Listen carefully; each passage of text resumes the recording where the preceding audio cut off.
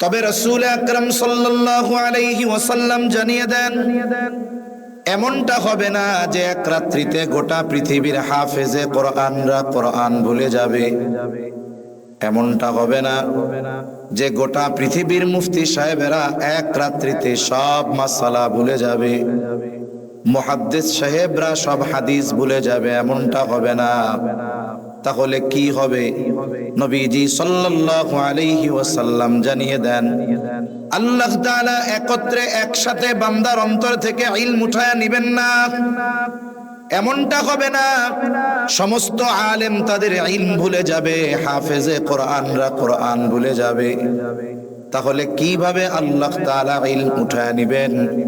নবীজি বলেন, ওয়ালাকিন ইয়াকবিদুল ইলমা বিকবদিল উলামা, বরং আল্লাহ তাআলা দুনিয়া থেকে আলেমদেরকে উঠিয়ে নেওয়ার মাধ্যমে ইলম উঠায়া নিয়ে যাবে। আলেমদেরকে উঠিয়ে নেওয়ার মাধ্যমে আল্লাহ ইলম উঠায়া নিয়ে যাবে। কোরআন লেখায় থাকবে, হাদিসও লেখায় থাকবে, বরং আগের চাইতে কোরআন হাদিসের ছাপা আরো ঝকঝকা, লেখা আরো চকচকা। একটা সময় নিউজ প্রিন্টে কোরআন ছাপা হতো, পানি লাগা মাত্রই পৃষ্ঠা ছিঁড়ে যেত, লেখাগুলো অস্পষ্ট হতো। কিন্তু এখন লেখা অনেক সুস্পষ্ট, বাইন্ডিং অনেক ভালো, সাথে সাথে এমনও পৃষ্ঠা আছে ওয়াটারপ্রুফ, পানিতে ভিজে না, কয়েক কালারের লেখা। অথচ কোরআন আছে, কোরআনের বাইন্ডিং সুন্দর, ছাপা সুন্দর, লেখা সুন্দর, কিন্তু কোরআনের আমল আর কোরআনের তিলাওয়াত উঠে গেছে। ইলম কিভাবে উঠবে? যারা ভাবে যে আল্লাহ এক রাত্রিতে সব উঠায় নিয়ে যাবেন লেখা, এটা ভুল। বরং কোরআনের আমল থাকবে না, কোরআনের তিলাওয়াত থাকবে না। একটা সময় আসবে এগুলো বলানোর বোঝানোর মানুষও থাকবে না।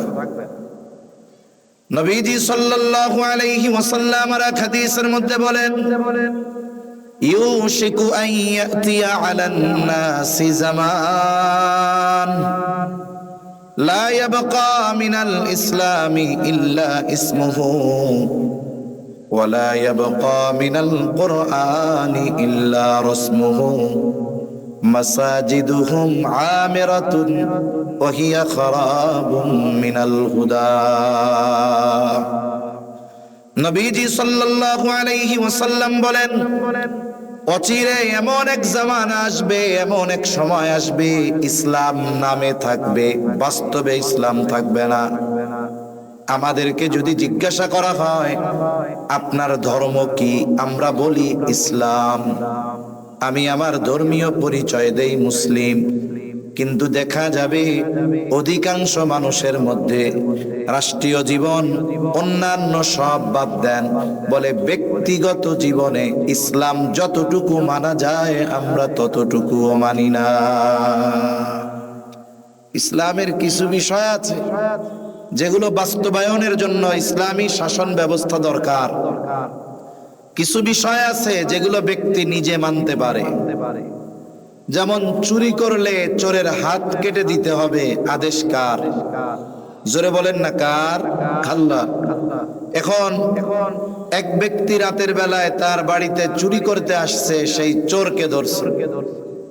এখন যদি সে, আমাদের দেশের এই অবস্থা যদি হয় যে চোর ধরে চোরের হাত কেটে দিল, বলেন তো, তাকে যদি গ্রেফতার করা হয়, যদি জিজ্ঞাসা করা হয় যে তুমি এই কাজ করলা কেন, সে বলবে এটা কোরআনে আছে। অবশ্যই আছে, তবে এই আইন বাস্তবায়ন বা এটার প্রয়োগের দায়িত্ব ব্যক্তিকে আল্লাহ তাআলা দেন নাই। এটার উপরে তো বিশ্বাস থাকতে হবে। তবে এই আইন বা চোরের হাত কাটার দায়িত্ব কার? বলে বিচারকের। তাহলে এটাকে যদি বাস্তবায়ন করতে হয় রাষ্ট্রীয়ভাবে ইসলাম দরকার। তবে ব্যক্তির সাথে কিছু বিষয় সম্পৃক্ত আছে, যেমন আল্লাহর নির্দেশ, সুদ খাবা না, অন্যের এটা মেরে খাবা না, বেপরদায় চলবা না, পাপাচারে লিপ্ত হবা না। এই যে ব্যক্তির সাথে যে বিষয়গুলো বর্জনীয় আর করণীয় আছে, এই বিষয়গুলাও পর্যন্ত আমরা আমল করি না। তাহলে বিষয়টা কি?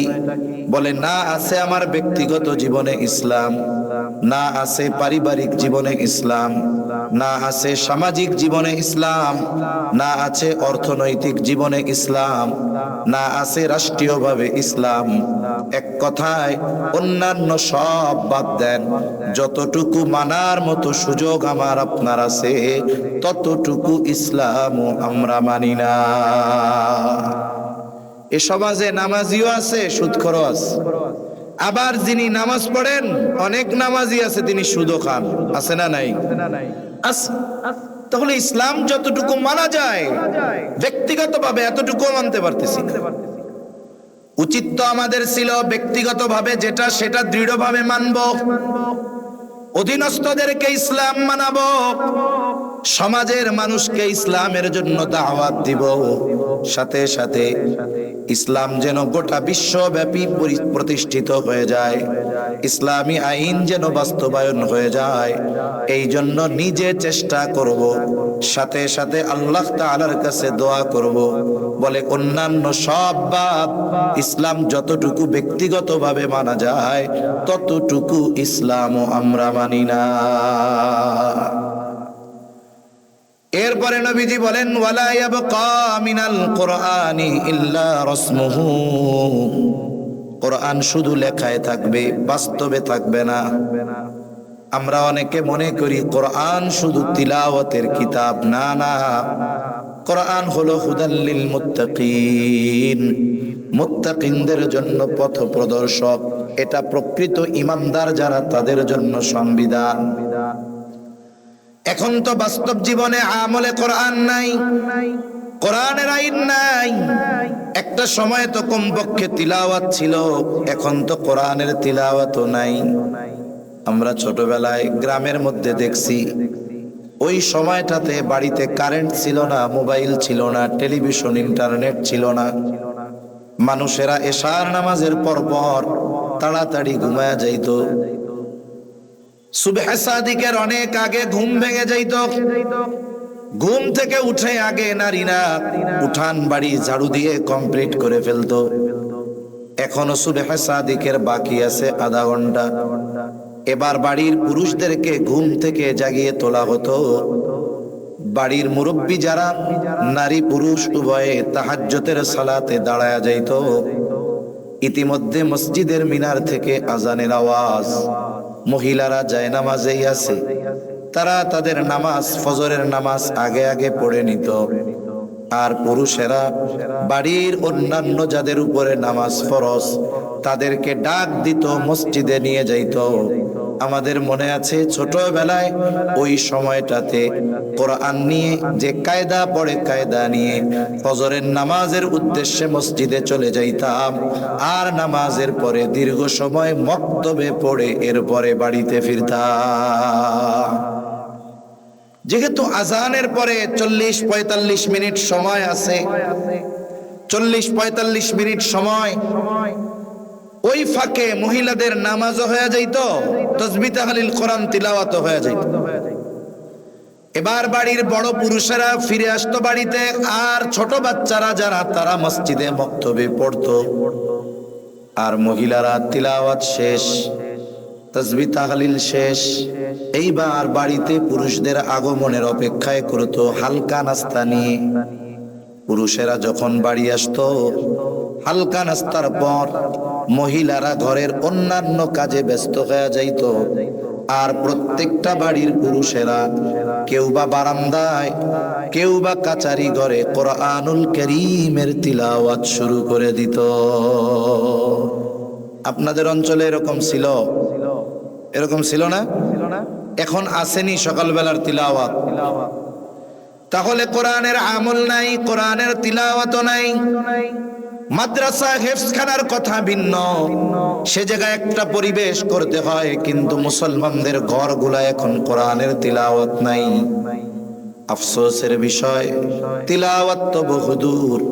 অনেক জায়গায় দেখা যায় বছরের পর বছর কোরআন পড়ে আছে, ধুলায় মলিন, কোরআন শরীফের যত্নটা পর্যন্ত নাই, কোরআনের প্রতি মুহাব্বত পর্যন্ত নাই। অনেক জায়গায় এই দৃশ্য দেখার দুর্ভাগ্য হয়েছে যে সুন্দর মসজিদ, জারবাতি লাগানো, নিচে মার্বেল, এসি লাগানো, কিন্তু মুসল্লিদের সময় হয় না কোরআন পড়ার। তাকে কোরআন অনেক দিন থাকতে থাকতে ধুলা পড়ে গেছে। একটা সময় এই কোরআনের উপরে টিকটিকি তেলাপোকা পায়খানা করে রাখছে। আফসোস, আমল নাই, তিলাওয়াত নাই। কোরআনের প্রতি যেই মহব্বত ভালোবাসা থাকার দরকার, এই মহব্বত ভালোবাসাও এখন আমাদের কোরআনের উপরে নাই। যাক, কথা লম্বা হয়ে যাচ্ছে। কথা হলো, আল্লাহর নবী বলেন কিয়ামত ততক্ষণ পর্যন্ত সংগঠিত হবে না যতক্ষণ না ইলম উঠিয়ে না নেওয়া হবে। আর ইলম আল্লাহ কিভাবে উঠায় নেবেন? আল্লাহ তাআলা বান্দার অন্তর থেকে একসাথে ইলম উঠায় নেবেন না, বরং আল্লাহ তাআলা আলেমদেরকে উঠিয়ে নেওয়ার মাধ্যমে ইলম উঠায় নিয়ে যাবেন। সম্প্রতি নিকট অতীতে আমাদের যেই সমস্ত মুরব্বীরা দুনিয়া থেকে চলে গেছেন, আল্লামা আহমদ শফি রহমাতুল্লাহি আলাইহি, জুনাইদ বাবু নগরী রহমাতুল্লাহি আলাইহি, আব্দুস সালাম চটগামি রহমাতুল্লাহি আলাইহি, এইভাবে যারা দুনিয়া থেকে চলে গেছেন, তাদের যেই পদ, তাদের যেই দায়িত্ব, সেই দায়িত্বের জায়গা শূন্য পূরণ হয়েছে। যিনি শাইখুল হাদিস ছিলেন, তার জায়গায় আরেকজন শাইখুল হাদিস হয়েছে। যিনি মুহতামিম ছিলেন, তার জায়গায় আরেকজন মুহতামিম হয়েছে। কিন্তু বলুন তো, জুনাইদ বাবু নগরীর পদ পূর্ণ হয়েছে, কিন্তু এখন যিনি ওনার পদে আছেন, দায়িত্বে আছেন, জুনাইদ বাবু নগরী রহমাতুল্লাহি আলাইহির যে ইলম, তার সমপরিমাণ ইলমার তাকওয়া এখন যিনি আছেন তার নাই, এটাই বাস্তব। যিনি এখন আছে উনি যোগ্য, তবে জুনাইদ বাবু নগরী রহমাতুল্লাহি আলাইহির মতো নয়। ওনাদের অবস্থান এই জায়গায়, এখন যারা আছে তাদের অবস্থান এই জায়গায়, বলে এর পরে যারা আসবে তাদের অবস্থান হবে এই জায়গায়। সময়ের সাথে সাথে এটা কমতে থাকবে। একটা সময় অবস্থাটা শূন্যের কোঠায় পৌঁছিয়ে যাবে। তখন কোরআন হাদিস থাকবে, বোঝা আর বোঝানোর মতো মানুষ থাকবে না, ওনাদের মতো ইলমার তাকওয়াওয়ালা মানুষ থাকবে না। তখন কি হবে? নবীজি বলেন, মানুষেরা জাহেলদেরকে তাদের ধর্মীয় নেতা বানাবে, তাদের কাছে ফতোয়া জিজ্ঞাসা করবে, জাহেলরাও ফতোয়া দিয়ে দিবে। ফতোয়া প্রদানকারী আর ফতোয়া জিজ্ঞাসাকারী উভয়ে পথভ্রষ্ট হবে। তাহলে এক নাম্বার কথা, কোরআন হাদিস ইলমের উৎস ঠিক আছে, তবে ইলমের হেফাজত আল্লাহ করেন আলেমদের মাধ্যমে। এজন্য এই আলেম দুনিয়ায় যতদিন থাকবে ইলমের হেফাজত হবে, আল্লাহ তাআলা কিয়ামতকে দূরে সরায় রাখবে। এখন আমাদের কি করণীয়? বলে প্রথম বিষয় হলো, যেই সমস্ত উলামায়ে কেরাম দুনিয়ায় আছেন তাদের প্রতি সর্বোচ্চ আন্তরিক ভালোবাসা আর সম্পর্ক রাখা।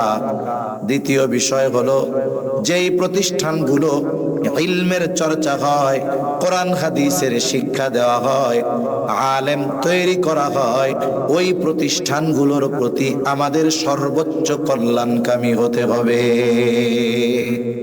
কারণ আমরা যদি প্রতিষ্ঠানগুলোর প্রতি কল্যাণকামী হই, প্রতিষ্ঠানগুলোর জন্য যদি সহযোগী হই, তাহলে এই প্রতিষ্ঠানগুলোই ইলমের চর্চা জারি থাকবে, আলেম হবে, এদের মাধ্যমে ইলমের হেফাজত হবে। আর এই আলেম যতদিন দুনিয়ায় থাকবে আল্লাহ তাআলা কিয়ামতকে দূরে সরায় রাখবে। দুই নাম্বার, নবীজি সাল্লাল্লাহু আলাইহি ওয়াসাল্লাম বলেন, ওয়াতাকসুরাজ জালাজিলু, কিয়ামতের আগে জালজালা, ভূমিকম্প বেড়ে যাবে। একবিংশ শতাব্দীতে ভূমিকম্প বেড়েছে, এটা ভূতত্ত্ববিদদের কথা। ভূমিকম্প কেন হয়? স্বাভাবিকভাবে ভূতত্ত্ববিদ যারা, তারা বলেন টেকটনিক প্লেটের নড়াচড়া, ঘর্ষণ, ধাক্কার কারণে, চাপের কারণে ভূমিকম্প হয়। ভূমিকম্প জমিনে সংঘটিত বড় একটি বিপর্যয়, বলে এটা অন্যান্য বিপর্যয়ের মতো নয়, অনেক সময় আপনারা যখন আবহাওয়া ঝড়ো আবহাওয়া থাকে, দেখা যায় আমাদেরকে আবহাওয়ার পূর্বাভাস দেয় আবহাওয়া অফিস থেকে। কি বলে? একটা নাম দেয় ঘূর্ণিঝড়ের। উপকূলীয় দেশগুলো থেকে প্রতি বছর নাম নির্ধারণ করা হয়, আয়লা, লায়লা, সিডর, এগুলোর নাম, যে এগুলো এক একটা দেশ এক একটা নাম দেয়। এখন এই বছর ধরেন যাদের নাম দেওয়ার দায়িত্ব তারা একটা নাম দিছে। এই ঘূর্ণিঝড়টা কোথায় আছে? বলে উপকূল থেকে 500 কিলোমিটার দক্ষিণে আছে। এরপরে বলে যে আগামীকাল সকাল 6টা নাগাদ এটা উপকূল অতিক্রম করতে পারে। উপকূলে বসবাসকারীদেরকে নিরাপদে সরিয়ে নিতে বলা হয়েছে। সমুদ্র বন্দরগুলোকে 7 নম্বর বিপদ সংকেত দেখাতে বলা হয়েছে। আর মাছ ধরার নৌকা ট্রলারগুলোকে উপকূলে থাকতে বলা হয়েছে। এই যে একটা পূর্বাভাস দিল, এটা অবস্থান, বাতাসের গতি আর বাতাসের দিক নির্ণয় করে বলা হয় যে আগামীকাল সকাল 6টা নাগাদ এটা উপকূল অতিক্রম করতে পারে। একটা সম্ভাবনা দেওয়া যায় বাতাসের গতি আর দিক, এই দুইটা বিষয়কে সামনে রেখে। তবে ভূমিকম্প এমন এক মুসিবত, বলে যেই মুসিবত হওয়ার 1 সেকেন্ড আগেও দুনিয়ার কেউ পূর্বাভাস দেওয়ার ক্ষমতা রাখে না। তাহলে ভূমিকম্প কেন হয়? ভূতত্ত্ববিদরা বলে টেকটনিক প্লেটের নড়াচড়ার কারণে হয়, কিন্তু বাস্তবতা এটা না। কেন টেকটনিক প্লেটের নড়াচড়া হয়? নড়াচড়ার কারণটা কি? ভূমিকম্পের কারণটা কি? এটা আমাদের কোরআন সুন্নাহ থেকে জানতে হবে। আল্লাহ তাআলা বলেন ভূমিকম্প হওয়ার কারণ হলো যাহারাল ফাসাদু ফিল বাররি ওয়াল বাহরি বিমা কাসাবাত আইদিন নাস। আল্লাহ তাআলা বলেন জলে স্থলে যত ধরনের বিপর্যয় সব মানুষের হাতের কামাই। তার মানে ভূমিকম্প, অতিবৃষ্টি, অনাবৃষ্টি, সিডর, আয়লা, লায়লা, এসব কিছু হওয়ার মূল কারণ হলো আমাদের পাপ। আমাদের পাপের কারণে এগুলা হয়। আল্লাহ তাআলা যেই পরিমাণ পাপ আমরা করি ওই পরিমাণ শাস্তি আল্লাহ তাআলা দেন না, ওই পরিমাণ আযাব গজব আল্লাহ তাআলা দেন না। আমাদের অতি সামান্য শাস্তি দেওয়া হয়। আল্লাহ তাআলা বলেন লিউযীকাহুম বা'দাল্লাযী আমিলু, আমরা যে আমলগুলো করি ওই আমলের তুলনায় অতি সামান্য বদ আমলের শাস্তি আল্লাহ দেন। এর ফলশ্রুতিতে কি হয়? বলে সিডরের মতো বিপর্যয় হয়। এর ফলশ্রুতিতে কি হয়? বলে 5.7 মাত্রার মতো ভূমিকম্প হয়। এই ভূমিকম্পের সময় যারা ঢাকা শহরে ছিল, কয়েক সপ্তাহ আগে যেই ভূমিকম্প হলো জুমার দিন, কেমন যেন ছাদ ভেঙে পড়তেছে, খাটগুলো কাঁপতেছে। মুহূর্তের ভিতরে মানুষ রাস্তায় নেমে এসেছে, আত্মচিৎকার, আর্তনাদ, মনে হচ্ছে কিয়ামত শুরু হয়ে গেল। কি অবস্থা! আল্লাহ তাআলা এই যে শাস্তি দিলেন এটা আমাদের ধ্বংস করে দেওয়ার জন্য দেন নাই। আল্লাহ তাআলা বলেন কেন আমি তাদেরকে কিছু পাপের শাস্তি আস্বাদন করাই? উদ্দেশ্য কি? কারণটা কি? আল্লাহ বলেন বা'দাল্লাযী আমিলু লাআল্লাহুম ইয়ারজিউন, যাতে করে তারা পাপের পথ থেকে প্রত্যাবর্তন করে নেকের পথে ফিরে আসে, আল্লাহর পথে ফিরে আসে, শয়তানের পথ থেকে আল্লাহর দিকে চলে আসে। কিন্তু আফসোসের ব্যাপার, ভূমিকম্প আমাদের বিল্ডিং গুলো কাঁপিয়ে দিয়েছে, আমাদের আসবাবগুলো কাঁপিয়ে দিয়েছে, কিন্তু আমাদের হৃদয়ের মধ্যে প্রকম্পন সৃষ্টি করতে পারে নাই।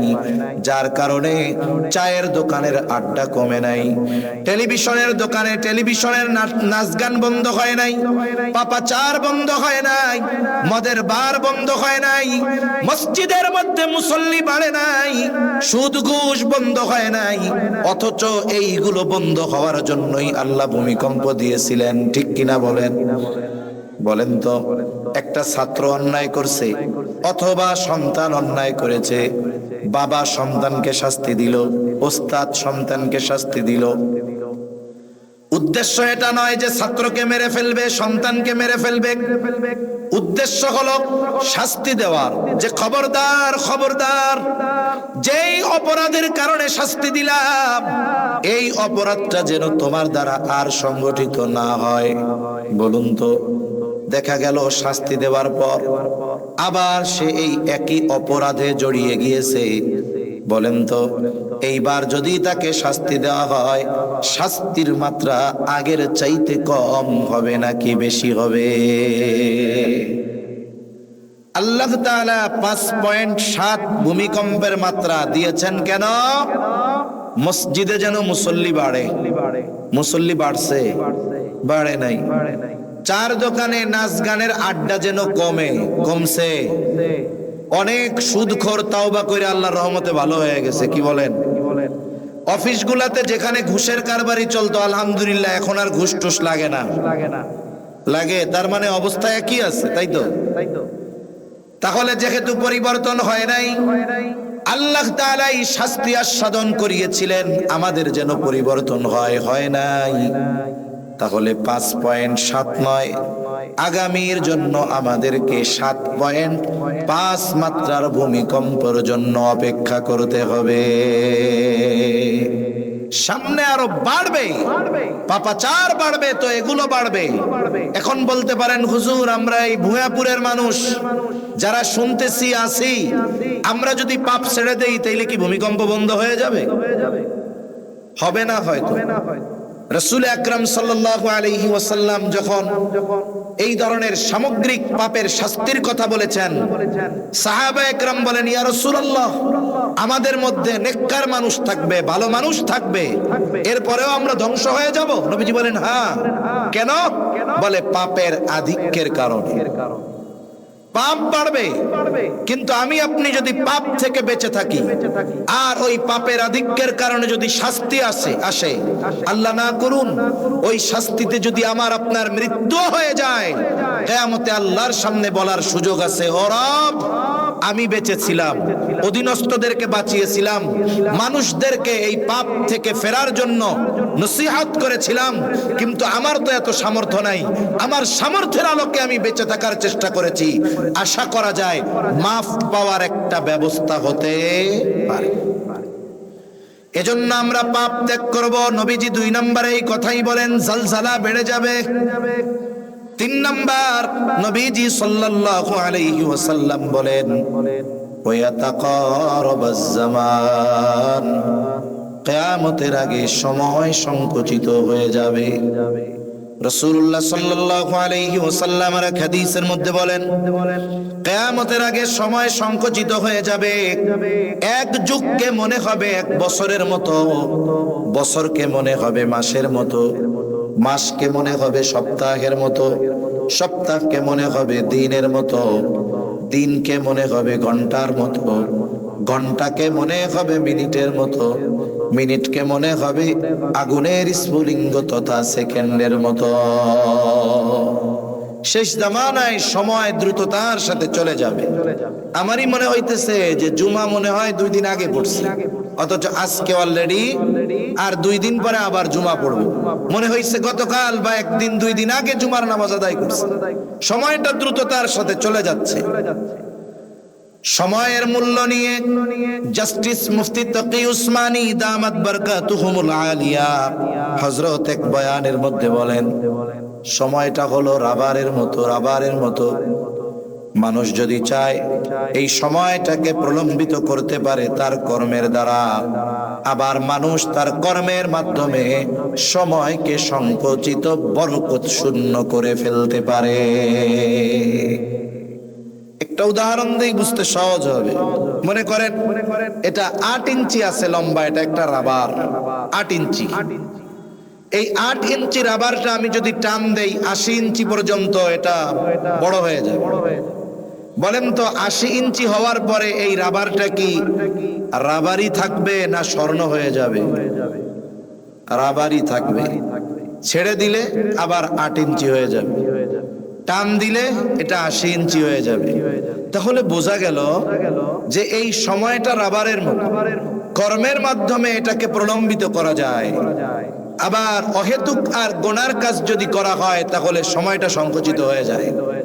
মুহাদ্দিসিন একরাম বলেন সময় সংকুচিত হয়ে যাবে, এটার দ্বারা মূল উদ্দেশ্য হলো সময় থেকে বরকত উঠে যাবে, বরকত থাকবে না। যার কারণে দেখা যাবে অতি দ্রুততার সাথে সময় চলে যায়। তবে ওই সময়গুলোতেও যারা ভালো কাজে তাদের সময় অতিবাহিত করবে এগুলো বরকতময় হয়ে যাবে। ভালো কাজে সময় বরকত হয়।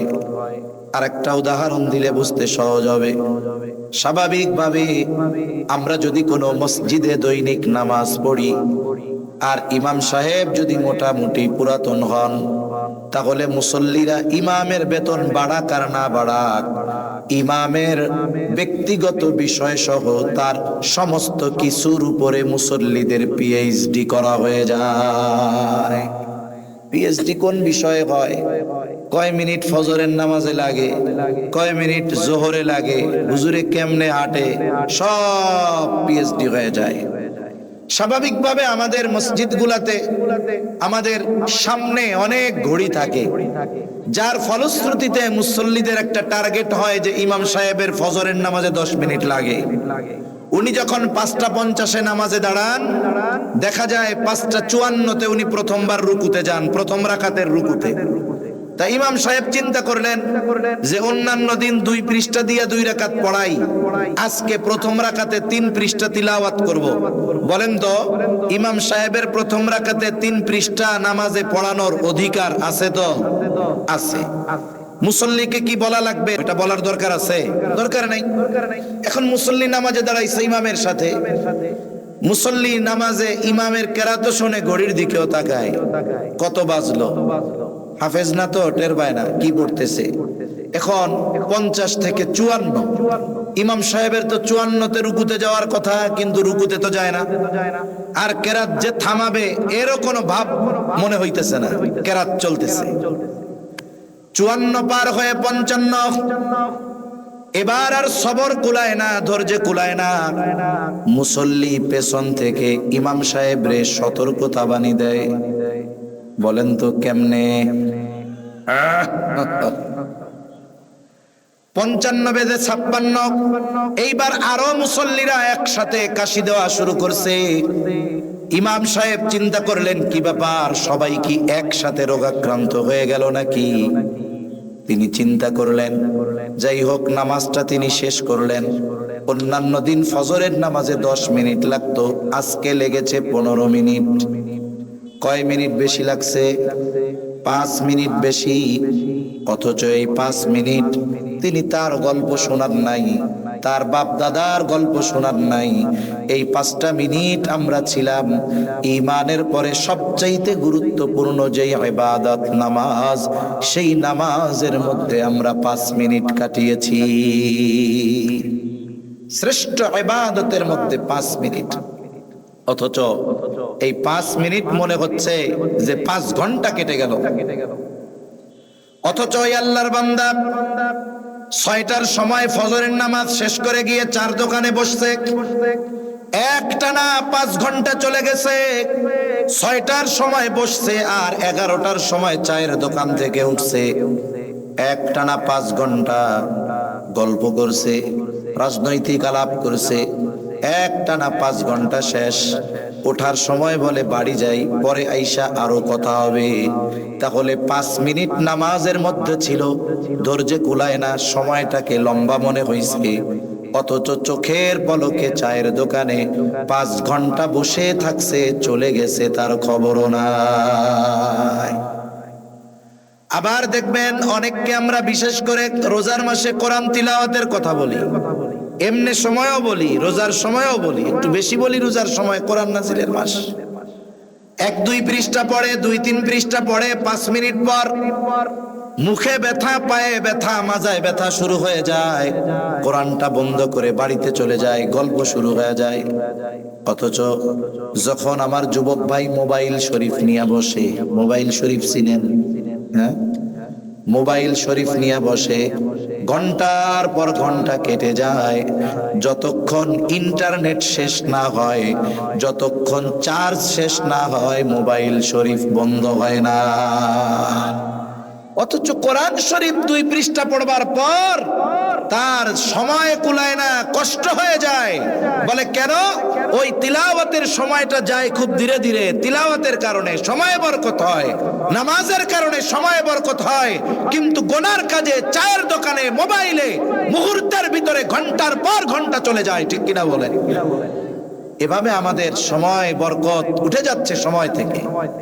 অথচ আল্লাহ প্রদত্ত যত দামি নেয়ামত আছে, নেয়ামত গুলার মধ্যে দামি নেয়ামত হলো এই হায়াত, এই সময়। মানুষ মারা যাবার পরে কথা বলে। নবীজি সাল্লাল্লাহু আলাইহি ওয়াসাল্লাম বলেছেন, মানুষ কথা বলে, কোনো সন্দেহ নাই, তবে দুনিয়ার মানুষ আমরা শুনতে পাই না। যদি শুনতে পাইতাম তাইলে মানুষ ভয়ে দাফন কাফন করা বাদ দিয়ে দিত। কি কথা বলে মানুষেরা? হয়তো এক একজন এক এক ধরনের কথা বলে। আবার এই দুনিয়ায় যারা হায়াত কাজে লাগায় নাই, নেকের কাজ করে নাই, ভালো কাজ করে নাই, গুনায় অতিবাহিত করেছে, এই মানুষগুলো মরার পরে আল্লাহর কাছে ফরিয়াদ করে বলে, ফায়াকুলা রব্বি লাউলা আখখারতানি ইলা আজালিন করিব ফাআসাদদাক ওয়া আকুম মিনাস সালিহিন। ওই লোকগুলো বলে, ও রব, আমাকে যদি কিছু সময়ের জন্য অবকাশ দেওয়া হতো, আবার যদি আমার একটু দুনিয়ায় যাইতে দিতেন।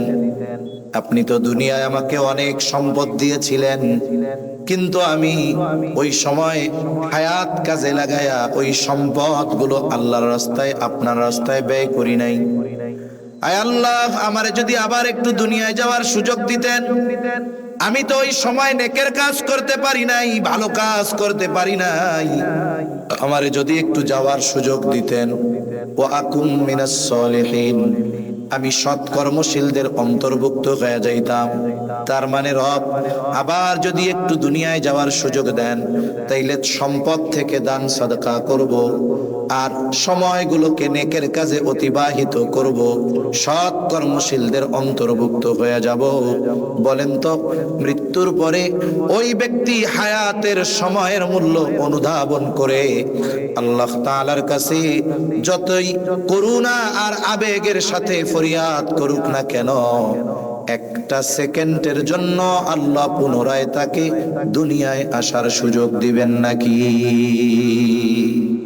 এক সেকেন্ডের জন্য কেউ আসতে পারবে না। অথচ ওই হায়াত আমার আপনার কাছে এখন আছে।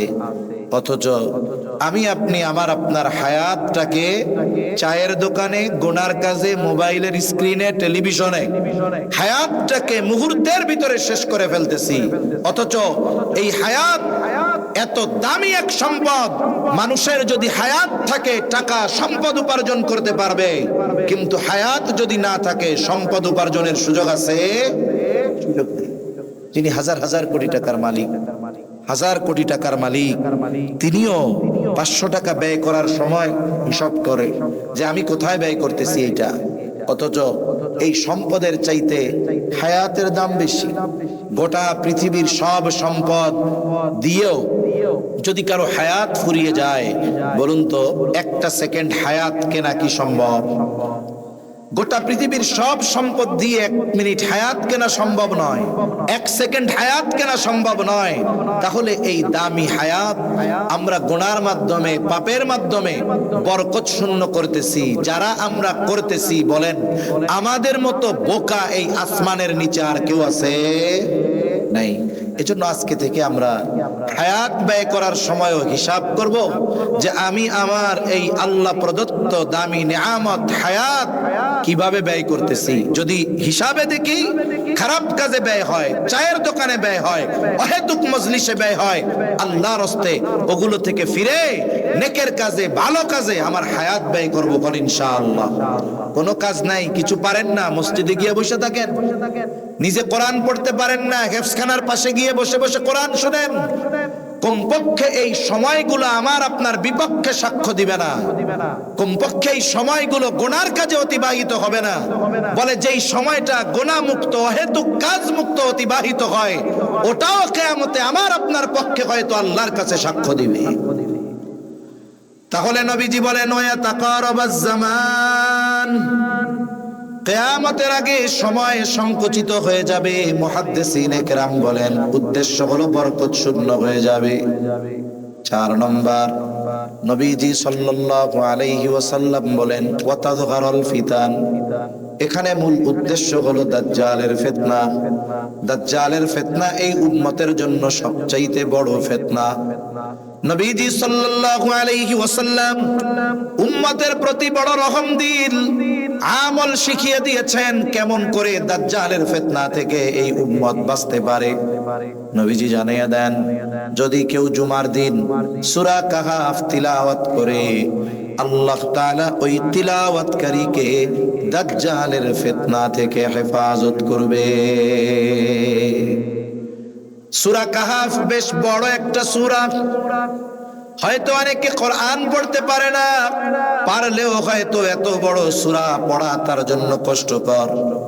নবীজি আর এক হাদিসের মধ্যে বলেন, যেই ব্যক্তি জুমার দিন সূরা কাহফের 10 আয়াত, কয় আয়াত জোরে বলেন, আরো জোরে বলেন কয় আয়াত? প্রথম পৃষ্ঠায় 10 আয়াত, এটা এক পৃষ্ঠার চাইতেও কম। নবীজি বলেন 10 আয়াত যে তিলাওয়াত করবে, আল্লাহ তাআলা ওই ব্যক্তিকে দাজ্জালের ফিতনা থেকে হেফাজত করবে। এই আমলটা আমাদের জন্য সর্বোচ্চ গুরুত্ব সহকারে করা দরকার। বুজুর্গানে দিন বলেন এই আমলটা এতটা গুরুত্ব বানানো দরকার, বেঁচে থাকার জন্য শ্বাস প্রশ্বাস যেমন জরুরি, এই আমলটা আমরা ওই রকম জরুরি বানায় নিব। কেন? বুজুর্গানে দিন বলেন দাজ্জাল হঠাৎ করে চলে আসবে না। দাজ্জাল আসার আগে, দাজ্জাল আসার, দাজ্জাল আগমনের ক্ষেত্র প্রেক্ষাপট তৈরি হবে। এটা হবে একের পর এক বড় বড় ফিতনা আগমনের মাধ্যমে। ওই ফিতনাগুলোও বড় ফিতনা হবে, যেখানে সাধারণ মানুষের জন্য হক বাতিল, সত্য মিথ্যা পার্থক্য করা কঠিন হয়ে যাবে।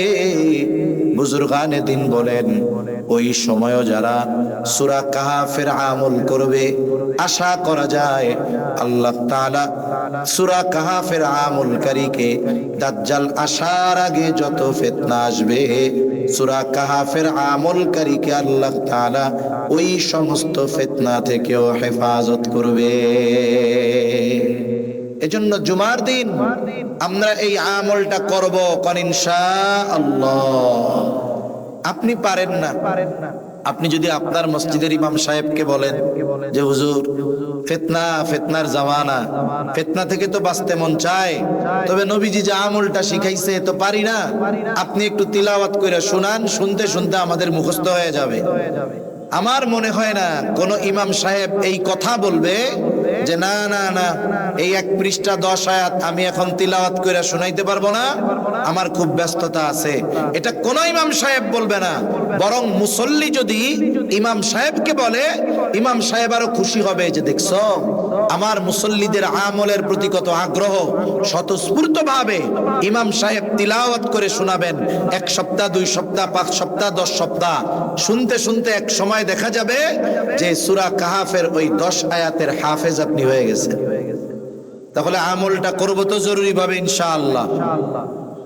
5 নাম্বার, নবীজি সাল্লাল্লাহু আলাইহি ওয়াসাল্লাম বলেন ওয়া তাকসুরুল হারাজ, কিয়ামতের আগে হারজ বেড়ে যাবে।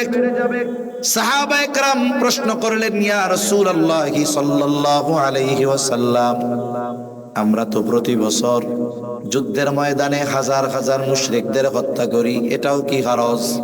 নবীজি সাল্লাল্লাহু আলাইহি ওয়াসাল্লাম বলেন না, এটা হারজ নয়। হারজ কি? বলে হারজ হলো প্রতিবেশী প্রতিবেশীকে হত্যা করবে, চাচা ভাতিজাকে হত্যা করবে। তার মানে হারজ কাফের কর্তৃক মুসলমানদের হত্যা অথবা মুসলমান কর্তৃক কাফেরদের হত্যাকাণ্ড নয়, বরং হারজ হলো এমন হত্যাকাণ্ড যেটা মুসলমানদের মধ্যে সংগঠিত হবে। পরস্পর পরস্পরকে হত্যা করবে মুসলমানেরা। গোটা দুনিয়াতে মুসলমানেরা মাজলুম, আমরা সবাই বলি মাজলুম, কোনো সন্দেহ নেই। তবে বিপরীতে এটাও বাস্তব, যদি দৈনিক কাফেররা 100 মুসলমান হত্যা করে, তাহলে দেখা যাবে যে দৈনিক মুসলমানের হাতে মুসলমানের হত্যা হয়েছে এর সংখ্যা হবে মিনিমাম 1000। তাহলে দৈনিক মুসলমানদের হত্যা কাফেররা যত করে তার চাইতে মুসলমানেরা বেশি করে। ব্যক্তিগত কারণে, রাজনৈতিক কারণে, সামাজিক কারণে, অর্থনৈতিক কারণে, বিভিন্ন কারণে সমাজের মধ্যে হত্যাকাণ্ড চলতেছে, একের পর এক গোটা দুনিয়া ব্যাপী হত্যাকাণ্ড চলতেছে। অথচ প্রতিবেশী প্রতিবেশীকে হত্যা করতেছে, চাচা ভাতিজাকে হত্যা করতেছে। অথচ মুসলমান মুসলমানের সাথে সম্পর্ক কেমন হওয়া দরকার ছিল? এই সম্পর্ক হওয়ার দরকার ছিল ঈমানের সম্পর্ক। কিন্তু আফসোস, ঈমানই এই বন্ধন আমাদেরকে অটুট রাখতে পারে নাই। আমরা দুনিয়ার দলাদলি আর হানাহানির কারণে এক ভাই অপর ভাইয়ের বুকে গুলি চালাতে আমরা দ্বিধাদ্বন্দ্বে পড়ি না। অথচ নবীজি সাল্লাল্লাহু আলাইহি ওয়াসাল্লাম বলেন, সিবাবুল মুমিনি ফুসুকুন ওয়া কিতালুহু কুফর। নবীজি সাল্লাল্লাহু আলাইহি ওয়াসাল্লাম বলেন, মুমিনকে গালি দেওয়া ফাসিকি, হত্যা করা কুফরি। এটা সাধারণ কুফরির মতো কুফরি নয়। একজন মুসলমানকে অন্যায়ভাবে হত্যা করা, এটা গোটা পৃথিবীর মানুষকে হত্যা করার মতো পাপ। একজন মুসলমানের রক্তের দাম এত বেশি, অথচ মুসলিমেরা তারা মারতেছে মারুক, কিন্তু আমরা মুসলমানেরা আর এক মুসলমানকে যে মারি, এটা দ্বীনের কারণে নয়, বরং প্রত্যেকটা হত্যাকাণ্ডের মধ্যে জাগতিক স্বার্থ নিহিত থাকে। ঠিক কিনা বলেন? সম্পদের কারণে, দ্বন্দ্বের কারণে। এদেশে তো এমনও ঘটনা ঘটছে, দোকানদার বাকি 2 টাকা পায়, 2 টাকা কেন চাইলো? ওনার প্রেস্টিজে লাগছে, এই কারণে হত্যা করে ফেলছে। এ ধরনের ঘটনা আমাদের দেশে অনেক ঘটে। ঠিক কিনা বলেন? অথচ হত্যাকাণ্ড তো বহুদূর। একজন মুমিনকে গালি দেওয়াও পাপ। অথচ দেখুন, আমরা যদি আমাদের জবানকে নিয়ন্ত্রণ করতে পারতাম, প্রকৃত মুসলমানের আলামতগুলো আনতে পারতাম, তাহলে সমাজ থেকে এই ধরনের হত্যাকাণ্ড অধিকাংশ দূর হয়ে যাইত। নবীজি সাল্লাল্লাহু আলাইহি ওয়াসাল্লাম বলেন, আমরা নিজেদেরকে মুসলমান দাবি করি, কিন্তু প্রকৃত মুসলমানকে? নবীজি সাল্লাল্লাহু আলাইহি ওয়াসাল্লাম বলেন, আল মুসলিমু মান সালিমাল মুসলিমুনা মিন লিসানিহি ওয়া ইয়াদিহি। নবীজি বলেন, প্রকৃত মুসলমান হলো সে যার জবান আর হাতের অনিষ্ট থেকে অপর মুসলমান থাকে নিরাপদ। জবান আর হাতের অনিষ্ট থেকে অপর মুসলমান নিরাপদ থাকে। তাহলে জবান নিয়ন্ত্রণ, এটা প্রকৃত মুসলমান হওয়ার অন্যতম মাধ্যম। জবান নিয়ন্ত্রণ বলে রাসূল আকরাম সাল্লাল্লাহু আলাইহি ওয়াসাল্লামের নিকট থেকে জান্নাতের গ্যারান্টি পাওয়ার অন্যতম মাধ্যম। নবীজি সাল্লাল্লাহু আলাইহি ওয়াসাল্লাম বলেন, তোমরা দুটো জিনিস হেফাজতের গ্যারান্টি দাও, আমি তোমাদেরকে জান্নাতের গ্যারান্টি দিয়ে দিব। একটা হলো উভয় চোয়ালের মধ্যবর্তী গোস্তের টুকরা জবান, জিহ্বা। আর একটা হলো উভয় উরুর মধ্যবর্তী স্থান, লজ্জা স্থান। নবীজি বলেন, এই 2টা হেফাজতের গ্যারান্টি দাও, আমি তোমাদের জান্নাতের গ্যারান্টি দিয়ে দিব। দেখুন, জবান হেফাজত করলে জান্নাতের গ্যারান্টি পাওয়া যায়, আর এই জবান হেফাজত করার মাধ্যমেই প্রকৃত মুসলমান হওয়া যায়। রাসূলুল্লাহ সাল্লাল্লাহু আলাইহি ওয়াসাল্লামের কাছে 2জন মহিলার খবর আসছে। একজনের ব্যাপারে বলা হলো, ইয়া রাসূলুল্লাহ, এই মহিলা এমন কোন আমল নাই যেটা সে করে না। সকাল থেকে সব ধরনের আমল সে করে, তাহাজ্জুদ, আওয়াবিন, ইশরাক কোনো কিছু তার বাদ যায় না, তাসবিহ তাহলিল কোনোটা বাদ যায় না, কোরআন তিলাওয়াত তার বাদ যায় না। এক কথায় প্রত্যেকটা আমল সে করে। আওয়াবিন ইশরাক তাহাজ্জুদ কোনো কিছু তার বাদ যায় না। কিন্তু একটা সমস্যা, সে তার প্রতিবেশীর সাথে খারাপ ব্যবহার করে। আরেকজন মহিলার ব্যাপারে বলা হলো, ইয়া রাসূলুল্লাহ, এই মহিলা যা না করলেই নয়, এর চাইতে বেশি আমল করে না। তার মানে ফরজ, ওয়াজিব, সুন্নাতে মুআক্কাদা এর বাইরে তার কোনো আমল নাই। তবে সে তার প্রতিবেশীর সাথে ভালো ব্যবহার করে। এই দুই মহিলার মধ্যে কে উত্তম? নবীজি ওই আবেদা মহিলার কথা বলেন নাই, বরং নবীজি বললেন, যেই মহিলা তার প্রতিবেশীর সাথে ভালো ব্যবহার করে এই মহিলা হলো বেশি উত্তম। তার মানে একজন ইবাদত করলেই সে আবেদ হতে পারে, কিন্তু প্রকৃত মুসলমান হওয়ার জন্য আচার আচরণ আর আখলাককে ভালো করতে হয়। ঠিক কিনা বলেন? আচার আচরণ ভালো করতে হয়। এখন যদি একজন দৈনিক রাতে 70 রাকাত তাহাজ্জুদ পড়ে, আর একজন যদি ঘুম থেকে উঠেই জায়নামাজ তালাশ করে, এর দ্বারা সে নিজেকে আবেদ বলতে পারে যে আমি তাহাজ্জুদ পড়ি 70 রাকাত। কিন্তু ওই ব্যক্তির হাত যদি মুসলমানের রক্তে রঞ্জিত হয়, আল্লাহর কসম 70 নয় 1000 রাকাত তাহাজ্জুদ পড়েও জান্নাতে যাওয়া যাবে না। এজন্য আমাদের আচার আচরণ ঠিক করতে হবে, আখলাককে উন্নত করতে হবে। আমার এক মুমিন ভাই, তার কালিমা যেইটা আমারও কালিমা সেইটা, যে যেই দলের অনুসরণ করুক না কেন সেটা পরের হিসাব। আমাদের মূল পরিচয় হবে আমাদের কালিমা এক, আমাদের নবী এক, আমাদের রব এক। ঠিক কিনা বলেন? যদি আমরা এই নীতির উপরে আমাদের আচরণকে নিয়ে আসতে পারি, যে বাংলাদেশে বিভিন্ন দল থাকবে, বিভিন্ন মত থাকবে, থাক, কিন্তু সে আমার প্রতিপক্ষ হোক, কিন্তু সে তো মুসলমান, সে তো মুমিন, ইসলাম বলতেছে তার সাথে আমার ভালো আচরণ করতে হবে। আমি যদি এই নীতির উপরে থাকি, তাহলে এদেশে সংগঠিত 70% অন্যায় অপরাধ মুহূর্তের ভিতরে দূর হয়ে যাবে। ঠিক কিনা বলেন? কিন্তু এটাই তো কঠিন, জবানটা হেফাজত করাই তো কঠিন, ভালো কথা বলাই তো কঠিন, চুপ থাকাই তো কঠিন। অথচ এই জবানের নিয়ন্ত্রণ সমাজের অরাজকতা, অনাকাঙ্ক্ষিত ঘটনা অনেকাংশে কমিয়ে দিতে পারে। তাহলে নবীজি বলেন কিয়ামতের আগে হারজ বেড়ে যাবে। এটা হলো পারস্পরিক হত্যাকাণ্ড। নবীজি বলেন প্রতিবেশী প্রতিবেশীকে হত্যা করবে। নবীজি সাল্লাল্লাহু আলাইহি ওয়াসাল্লাম আর হাদিসের মধ্যে বলেন, কিয়ামত ততক্ষণ সংগঠিত হবে না যতক্ষণ না এক প্রতিবেশী অপর প্রতিবেশীকে হত্যা না করবে। তার মানে কিয়ামতের আগে প্রতিবেশী প্রতিবেশীকে হত্যা করবে, অবস্থা এমন হবে। 6 নম্বর, নবীজি সাল্লাল্লাহু আলাইহি ওয়াসাল্লাম বলেন, হাত্তা ইয়াকসুরা ফীকুমুল মালু ফায়াফিদু। কিয়ামত ততক্ষণ পর্যন্ত সংগঠিত হবে না যতক্ষণ না মানুষের মাল সম্পদ উপচিয়ে না পড়বে। এই অবস্থা কখন হবে? মুহাদ্দিসিনে কেরাম বলেন, এটা হবে ঈসা আলাইহিস সালামের পুনরাগমনের পর। তিনি দুনিয়ায় পুনরায় আসবেন, দাজ্জালকে হত্যা করবেন। ওনার উপরে এক কিতাব নাজিল হয়েছিল, ইনজিল।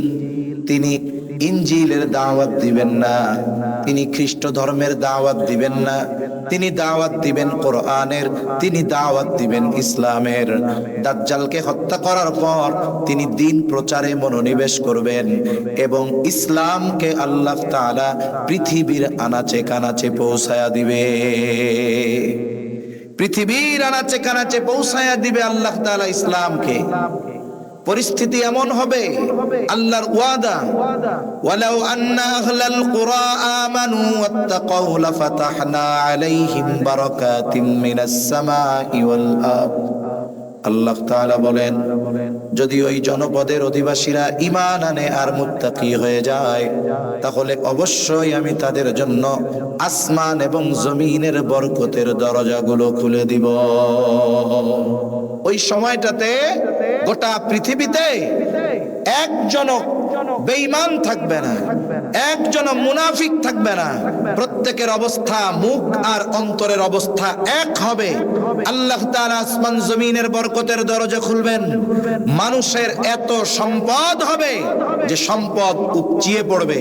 পৃথিবী খুঁজে এমন একজন মানুষ পাওয়া যাবে না যেই মানুষটা অভাবে আছে। তখন মানুষের মন চাইবে যে সে একটু সাদকা করবে, কিন্তু আফসোস মানুষ তো প্রত্যেকেই সম্পদওয়ালা।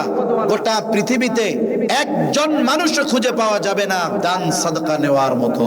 নবীজি বলেন এই 6টি বিষয় যতক্ষণ সংগঠিত না হবে ততক্ষণ পর্যন্ত কিয়ামত সংগঠিত হবে না। তা সম্মানিত উপস্থিতি, 1 নম্বরে কিয়ামত যদি দূরে থাকতে হয় তাহলে অবশ্যই ইলমের দরকার, ইলমের ধারক বাহকদেরকে দরকার। যদি আলেম থাকে এই দুনিয়ায়, ইলমের হেফাজত হবে, কিয়ামত দূরে থাকবে। আর আলেম তৈরির কারখানা হলো এই আসাদুজ্জামান খান দারুল উলুম মাদ্রাসাগুলোর মতো মাদ্রাসা, ঠিক কিনা বলেন? এখানে ইলমের চর্চা হয়, কোরআন হাদিসের চর্চা হয়, ছাত্ররা এখান থেকে হাফেজ আলেম হয়ে বের হচ্ছে। এই যে আজকের মাহফিলের সম্মানিত সভাপতি, ইনি এই মাদ্রাসা থেকে হিফজ করেছেন। দেশ বরেণ্য একজন আলেমে দ্বীন, আপনাদের সবার শ্রদ্ধাভাজন, কারো মুহাব্বতের, দেশের মধ্যে পরিচিত এক ব্যক্তিত্ব।